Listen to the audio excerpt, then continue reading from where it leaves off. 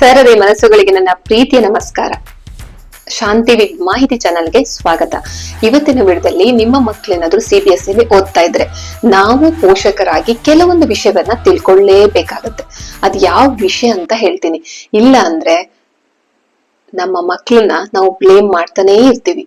ಈ ವಿಷಯ ಗೊತ್ತಾದ್ಮೇಲೆ ವಿಷಯ ಹೇಗಿದೆಯಾ, ಈ ಒಳಗಡೆ ಇಷ್ಟು ವಿಷಯಗಳನ್ನ ತಿಳ್ಕೊಳ್ಳೋದಿರುತ್ತಾ ಅನ್ನೋದು ಗೊತ್ತಾಗುತ್ತೆ. ಯಾಕೆ ಅಂದ್ರೆ ಹೆಚ್ಚಿನ ಜನ ಪೋಷಕರಿಗೆ CBSE ಪಠ್ಯಕ್ರಮ ಹೇಗಿರುತ್ತೆ, ಎಕ್ಸಾಮ್ ಪ್ಯಾಟರ್ನ್ ಗಳು ಹೇಗಿರುತ್ತೆ, ಹಾಗೆ ಒಂದೊಂದು ಸಿಲೆಬಸ್ಗೂ ಒಂದೊಂದು ರೀತಿ ಇರುತ್ತೆ. ಅದನ್ನ ನಾವು ತಿಳ್ಕೊಳ್ದೇನೆ, ನಮ್ಮ ಮಕ್ಕಳ ಕೆಪಾಸಿಟಿ ತಿಳ್ಕೊಳ್ದೆ, ನಮಗ ಏನು ವಿಷಯ ಗೊತ್ತಿಲ್ಲ ತಗೊಂಡೋಗಿ ಹಾಕಿರ್ತೀವಿ. ಸಫರ್ ಮಾಡೋದು ನಮ್ಮ ಮಕ್ಕಳು ಮತ್ತೆ ನಾವು. ಸೊ ಹಾಗಾಗಿ ಇದನ್ನ ಏನ್ ತಿಳ್ಕೊಂಡಿರ್ಬೇಕು CBSE ಅಲ್ಲಿ ಓದುವ ಪೋಷಕರು ಅನ್ನೋದನ್ನ ಒನ್ ಬೈ ಒನ್ ಹೇಳ್ತೀನಿ. ಮೊದ್ಲಿಗೆ ಪಠ್ಯಕ್ರಮ. ನಾನು ಇದಕ್ಕೆ ಸಂಬಂಧಪಟ್ಟಂತ ಹಲವಾರು ವಿಡಿಯೋಗಳನ್ನ ಮಾಡಿದೀನಿ. ಅದು ಪ್ಲೇ ಲಿಸ್ಟ್ ಅಲ್ಲಿ ಇದೆ, ಅದು ಡೀಟೇಲ್ ಆಗಿದೆ. ಬಟ್ ಇವತ್ತು ಶಾರ್ಟ್ ಆಗಿ ಹೇಳ್ತೀನಿ, ಆಯ್ತಾ. ಪಠ್ಯಕ್ರಮ ಹೇಗಿರುತ್ತಂದ್ರೆ ಇಡೀ ಭಾರತದಲ್ಲಿ ಒಂದೇ ರೀತಿಯ ಪಠ್ಯಕ್ರಮ ಇರುತ್ತೆ. ಯಾಕಂದ್ರೆ ಇದು CBSE ಬೋರ್ಡ್ ಆಗಿರುತ್ತೆ, ಸೆಂಟ್ರಲ್ ಬೋರ್ಡ್ ಆಗಿರುತ್ತೆ. ಓಕೆ, ನೆಕ್ಸ್ಟ್ NCERT ಬುಕ್ ಅನ್ನ ರೆಫರ್ ಮಾಡ್ತಾರೆ. ಪಠ್ಯಕ್ರಮ CBSE ಗೆ NCERT ಬುಕ್ ಅನ್ನ ನಾವು ರೆಫರ್ ಮಾಡ್ತೀವಿ. ಸೊ ಸಬ್ಜೆಕ್ಟ್ ಗೆ ಬಂದ್ರೆ ಮ್ಯಾಥ್ಸ್, ಸೈನ್ಸ್ ಅಂಡ್ ಇಂಗ್ಲಿಷ್ ಗೆ ಹೆಚ್ಚಿನ ಇಂಪಾರ್ಟೆನ್ಸ್ ಅನ್ನ CBSE ಅಲ್ಲಿ ಕೊಡ್ತಾರೆ. ಓಕೆನಾ. ಇನ್ನೊಂದಿರೋದು ಕಾನ್ಸೆಪ್ಟ್ ಬೇಸ್ಡ್, ಅಂದ್ರೆ ಬರೀ ಓದ್ಕೊಂಡು ಹೋದ್ರೆ ಇಲ್ಲಿ ಸಾಕಾಗೋದಿಲ್ಲ. ವಿಷಯವನ್ನ ಅರ್ಥ ಮಾಡ್ಕೊಂಡು ಓದುವಂತಹ ಪದ್ಧತಿ ಇದಾಗಿರುತ್ತೆ. ಓಕೆನಾ. ಇದಿಷ್ಟು ಪಠ್ಯಕ್ರಮಕ್ಕೆ ಸಂಬಂಧಪಟ್ಟಿದ್ದು. ಹಾಗಾದ್ರೆ ಎಕ್ಸಾಮ್ ಪ್ಯಾಟರ್ನ್ ಹೇಗಿರುತ್ತೆ ಅಂತಂದ್ರೆ ಪೀರಿಯಾಡಿಕ್ ಟೆಸ್ಟ್ ಇರುತ್ತೆ, ಯೂನಿಟ್ ಟೆಸ್ಟ್ ಇರುತ್ತೆ, ಹಾಫ್ ಇಯರ್ ಟೆಸ್ಟ್ ಇರುತ್ತೆ, ಆನ್ಯುವಲ್ ಟೆಸ್ಟ್ ಇರುತ್ತೆ. ಕಾಂಪಿಟೆನ್ಸಿ ಬೇಸ್ಡ್ ಎಕ್ಸಾಮ್ ಇದು ಆಕ್ಚುಲಿ CBSE ಅಂದ್ರೆ ಅರ್ಥೈಸಿಕೊಂಡು ಅನ್ವಯಿಸಿಕೊಂಡು ಬರೆಯುವಂತ ಎಕ್ಸಾಮ್. ಕೇವಲ ಪಾಠದಲ್ಲಿರುವಂತಹ ಕ್ವಶನ್ ಗಳನ್ನ ಇಲ್ಲಿ ಕೊಡೋದಿಲ್ಲ. ಅಪ್ಲೈಡ್ ಕ್ವಶನ್ಸ್ ಇರುತ್ತೆ. ನಮಗೆ ಕಾನ್ಸೆಪ್ಟ್ ಕ್ಲಿಯರ್ ಆಗಿ ಅರ್ಥ ಆದ್ರೆ ಮಾತ್ರ ಅಲ್ಲಿನ ಕ್ವಶನ್ ಗಳಿಗೆ ಆನ್ಸರ್ ಮಾಡಬಹುದು. ಇದು ನಾವು ತಿಳಿದಿರ್ಲೇಬೇಕು. ಯಾಕೆ ಅಂದ್ರೆ ನಾವು ಕೇವಲ ಟೆಕ್ಸ್ಟ್ ಬುಕ್ ಓದಿಸ್ಬಿಟ್ಟು ಮಕ್ಕಳಿಗೆ ಬೈ ಹಾರ್ಟ್ ಮಾಡಿಸ್ಬಿಟ್ಟು ಏನಾದ್ರೂ ಎಕ್ಸಾಮಿಗೆ ಕಳಿಸಿದ್ರೆ ನಿಜವಾಗ್ಲೂ ಅಲ್ಲಿ ಅವರಿಗೆ ಮಾರ್ಕ್ಸ್ ಬರೋದಿಲ್ಲ. ಹಾಗಾಗಿ ಅರ್ಥ ಮಾಡ್ಕೊಳ್ಳಿ. ಅರ್ಥ ಮಾಡ್ಕೊಂಡು ಅನ್ವಯಿಸೋದು, ಅಪ್ಲೈಡ್ ಕ್ವಶನ್ಸ್ ಬರುತ್ತೆ. Okay, clear. Okay, next final exam ಅಲ್ಲಿ ಇಲ್ಲಿ ಬೇಸಿಕ್ ಮ್ಯಾಥಮೆಟಿಕ್ಸ್ ಹಾಗೆ ಸ್ಟ್ಯಾಂಡರ್ಡ್ ಮ್ಯಾಥಮೆಟಿಕ್ಸ್ ಅಂತ ಇರುತ್ತೆ. ಇದು ಸ್ಟೇಟ್ ಅಲ್ಲಿ ಇರೋದಿಲ್ಲ, ಅಲ್ಲಿ ಎಲ್ರಿಗೂ ಒಂದೇ ತರ ಇರುತ್ತೆ. ನಿಮ್ಮ ಮಗು ಏನಾದ್ರೂ ನೆಕ್ಸ್ಟ್ PUC ಅಲ್ಲಿ ನನಗೆ ಮ್ಯಾಥ್ಸ್ ಬೇಡಮ್ಮ, ಈ ವರ್ಷಕ್ಕೆ ಸಾಕು ನನ್ಗೆ, ನಾನ್ ನೆಕ್ಸ್ಟ್ ಮ್ಯಾಥ್ಸ್ ಓದೋದಿಲ್ಲ ಅಂತ ಏನಾದ್ರು ಅವರ ಅದಕ್ಕೆ ಮ್ಯಾಥ್ಸ್ ಅಲ್ಲಿ ಆಸಕ್ತಿ ಇಲ್ಲ ಅಂತಂದ್ರೆ, PUC ಅಲ್ಲಿ ನೆಕ್ಸ್ಟ್ ಮ್ಯಾಥ್ಸ್ ಅನ್ನ ಅವರು ಓದೋದಿಲ್ಲ ಅಂತಂದ್ರೆ ಅವರಿಗೆ ನೀವು ಬೇಸಿಕ್ ಮ್ಯಾಥಮೆಟಿಕ್ಸ್ ಅನ್ನ ಆಯ್ಕೆ ಮಾಡ್ಕೊಳ್ಳುವ ಒಂದು ಆಪ್ಷನ್ ಇದ್ರಲ್ಲಿ ಇರುತ್ತೆ ಫೈನಲಿ. ಇದೇನು ಬೇಸಿಕ್ ಮ್ಯಾಥಮೆಟಿಕ್ಸ್ ಅಂತಂದ್ರೆ ಮ್ಯಾಥ್ಸಿನ ಕ್ವಶನ್ ಪೇಪರ್ ಇರುತ್ತಲ್ಲ, ಕಠಿಣತೆ ಅಂದ್ರೆ ತುಂಬಾ ಕಷ್ಟವಾದ ಕ್ವಶನ್ಸ್ ಗಳು ಬರೋದಿಲ್ಲ, ಬೇಸಿಕ್ ಆಗಿ ಬರುತ್ತೆ. ಅಂದ್ರೆ ಅವ್ರು ಪಾಸ್ ಮಾಡ್ಕೋಬಹುದು. ಹಾಗೆಯೇ ಸ್ಟ್ಯಾಂಡರ್ಡ್ ಅಂದ್ರೆ ಕಠಿಣತೆ ಜಾಸ್ತಿ ಇರುತ್ತೆ, ಕಷ್ಟ ಇರುತ್ತೆ ಸ್ವಲ್ಪ ಆ ಪೇಪರು. ಯಾಕಂದ್ರೆ ಅವರು ನೆಕ್ಸ್ಟ್ PUC ಹೋದಾಗ ಮ್ಯಾಥ್ಸ್ ಅನ್ನೇ ಅವರು ಸಬ್ಜೆಕ್ಟ್ ಆಗಿ ತಗೊಂತಾರೆ. ಹಾಗಾಗಿ ಇದು ಒಂದು ತುಂಬಾ ಚೆನ್ನಾಗಿರೋ ಕಾನ್ಸೆಪ್ಟ್. ಮಕ್ಕಳಿಗೆ ಈಸಿ ಬೇಕಂದ್ರೆ ಬೇಸಿಕ್ ತಗೋಬಹುದು. ಅವ್ರು PUC ಹೋಗಿ ಮ್ಯಾಥ್ಸ್ ಅನ್ನ ಅವರು ಕಂಟಿನ್ಯೂ ಮಾಡೋದಿಲ್ಲ ಅಂದ್ರೆ ಬೇಸಿಕ್ ಮ್ಯಾಥಮೆಟಿಕ್ಸ್ ತಗೋಬಹುದು. ತಾವು PUC ಅಲ್ಲಿ ಮ್ಯಾಥ್ಸ್ ಅನ್ನೇ ಒಂದು ಸಬ್ಜೆಕ್ಟ್ ಆಗಿ ತಗೊಂತೀವಿ ಅಂದವರು ಸ್ಟ್ಯಾಂಡರ್ಡ್ ತಗೋಬಹುದು. ಇದಿಷ್ಟು. ಓಕೆ, ಇನ್ನೇನ್ ಬದಲಾವಣೆ ಇದೆ CBSE ಅಲ್ಲಿ ಅಂತ ಕೇಳ್ತೀರಾ? ಹೌದು, ಫೈನಲ್ ಎಕ್ಸಾಮ್ ಅಲ್ಲಿ ಒಂದು ಮಕ್ಳು ಇನ್ನೊಂದ್ ಮಕ್ಳನ್ನ ಕಾಪಿ ಮಾಡ್ಬಿಟ್ಟು ಎಕ್ಸಾಮ್ ಬರ್ದು ಪಾಸ್ ಆಗ್ಬಾರ್ದು ಅಂದ್ಬಿಟ್ಟು ಸೆಟ್ 1, ಸೆಟ್ 2, ಸೆಟ್ 3 ಅನ್ನೋ 3 ಪೇಪರ್ ಇರುತ್ತೆ. ಹೌದು, ಇದು ಹೆಚ್ಚಿನ ಜನರಿಗೆ ಗೊತ್ತಿರುತ್ತೆ, ಕೆಲವರಿಗೆ ಪಾಪ ಗೊತ್ತಿರೋದಿಲ್ಲ, ಆಯ್ತಾ. ಅವ್ರಿಗೋಸ್ಕರ ಇದಷ್ಟೇ. ಸೆಟ್ 1, ಸೆಟ್ 3 ಅಂದ್ರೆ ಏನ್ ಮೇಡಮ್, ಬೇರೆ ತರ ಬರತ್ತಾ ಅಂದ್ರೆ ಹೌದು, ಬೇರೆ ತರ ಕೆಲವು ಕ್ವಶನ್ ಗಳನ್ನ ಚೇಂಜ್ ಮಾಡ್ಬಿಡ್ತಾರೆ. ಅದೇನಲ್ಲ, ಕಾಪಿ ಮಾಡ್ಬಾರ್ದು ಅಂತ. ಈ ಮಗು ಎಲ್ಲ ಸೇಮ್ ಇದ್ಬಿಟ್ರೆ ಕಾಪಿ ಮಾಡ್ಬಿಡ್ತಾರಲ್ವಾ, ಅದಕ್ಕೋಸ್ಕರ. ಅವನ ಉತ್ತರನೇ ಬೇರೆ ಬಂದಿರುತ್ತೆ, ಇವನ್ ಉತ್ತರನೇ ಬೇರೆ ಬಂದಿರುತ್ತೆ, ಅವಳ ಉತ್ತರನೇ ಬೇರೆ ಇರುತ್ತೆ ಕ್ವಶನ್ ಗಳು ಚೇಂಜ್ ಆದಾಗ. ಆದ್ರೆ ಕಠಿಣತೆ ಅಂತಾರಲ್ಲ, ಕಷ್ಟ ಎಲ್ಲ ಸೇಮ್ ಇರುತ್ತೆ. ಇವ್ರಿಗೆ ಎಷ್ಟು ಕಾಂಪ್ಲಿಕೇಟ್ ಇರುತ್ತೋ ಅಷ್ಟೇ ಕಾಂಪ್ಲಿಕೇಟ್ ಕ್ವಶನ್ ಅವ್ರಿಗೂ ಕೊಟ್ಟಿರ್ತಾರೆ. 3 ಪೇಪರ್ದು ಈಕ್ವಲ್ ಆಗಿರುತ್ತೆ, ಬಟ್ ಕ್ವಶನ್ ಗಳು ಮಾತ್ರ ಚೇಂಜ್ ಇರುತ್ತೆ.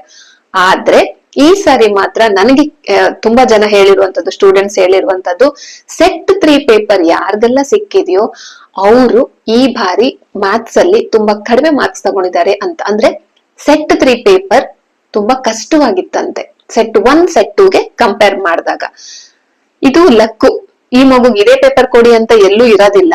ಅಲ್ಲಿ ಡಿಸ್ಟ್ರಿಬ್ಯೂಟ್ ಮಾಡುವಾಗ ಮಕ್ಳಿಗೆ ಯಾವ ಪೇಪರ್ ಬರುತ್ತೋ ಅವ್ರ ಲಕ್ ಆ ದಿನ ಅವ್ರಿಗೆ ಆಗಿದೆ. ಈ ಸರಿ ಎಲ್ಲ ಸರಿ ಹೀಗೆ ಆಗತ್ತಾ? ಇಲ್ಲ, ಒಂದೊಂದ್ಸರಿ ಹೀಗೆ ಆಗೋ ಚಾನ್ಸಸ್ ಇರುತ್ತೆ.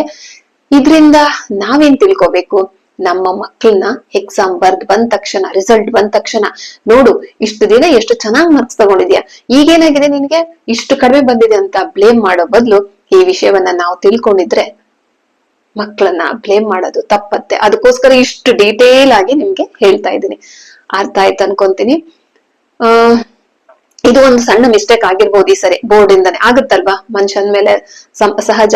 ಓಕೆ, ಆದ್ರೆ ಅವ್ರು ಒಂದ್ ಕೆಲಸ ಮಾಡ್ಬೇಕು, ಸ್ವಲ್ಪ ಈಕ್ವಲ್ ಆಗಿ ಕೊಡೋದನ್ನ ಅವ್ರು ಮಾಡ್ಬಿಟ್ರೆ ಒಳ್ಳೇದು. ಯಾಕಂದ್ರೆ ಇಲ್ಲಂದ್ರೆ ತುಂಬಾ ಚೆನ್ನಾಗಿ ಓದೋ ಮಕ್ಳು ಕೂಡ ಮಾರ್ಕ್ಸ್ ಕಮ್ಮಿ ತಗೊಂತಂದ್ರ ಅಂತಂದ್ರೆ ತುಂಬಾ ಬೇಜಾರಾಗತ್ತೆ. ಯಾಕಂದ್ರೆ ವರ್ಷ ಪೂರ್ತಿ ಅವ್ರು ಓದಿರ್ತಾರಲ್ವಾ.